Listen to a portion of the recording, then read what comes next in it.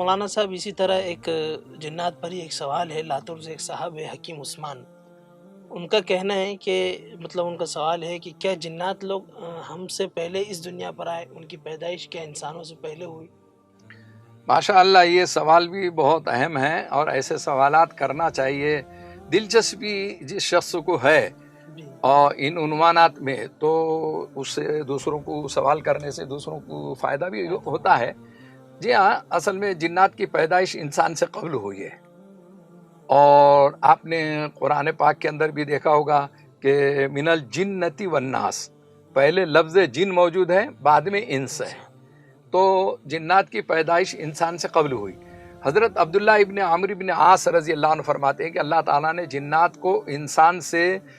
2000 سال قبل پیدا کیا۔ 2000 سال پہلے، ایک 200 سال 100 سال ایسا نہیں فرمایا، 2000 سال قبل پیدا کیا۔ اور حضرت ابن عباس رضی اللہ عنہ فرماتے ہیں کہ جنات کی تخلیق انسان سے قبل ہوئی ہے، اور ابن ماجہ میں یہ یعنی جو ہے اس کا تذکرہ آتا ہے۔ تو بڑی کتابوں نے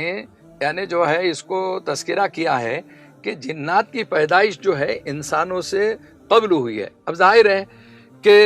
اس وقت کیا حالات تھے، اس وقت ان کی زندگی کیا تھی، وہ کس کا طور و طریقہ اختیار کرتے تھے، ان کی بستیاں کیسی تھی، ان کے کھانے پینے کا نظام کیا تھا،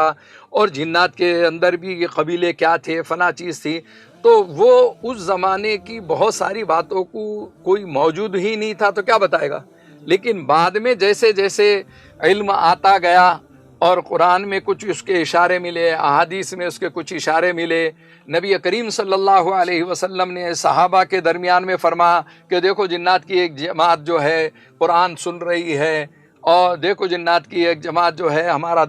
درس میں بیٹھی ہوئی ہے۔ تو یہ چیزوں کے بعد جو ہے، جو ہمارے علماء اکابرین نے، محققین نے، مجتہدین نے اس کی تحقیقیں کی ہے اور اس کو کتابوں کے اندر لکھا ہے، تو اس سے فیض حاصل کرنا چاہیے، استفادہ حاصل کرنا چاہیے۔ یہ ضرور ہے کہ جنات کی پیدائش جو ہے وہ انسانوں سے قبل ہوئی ہے۔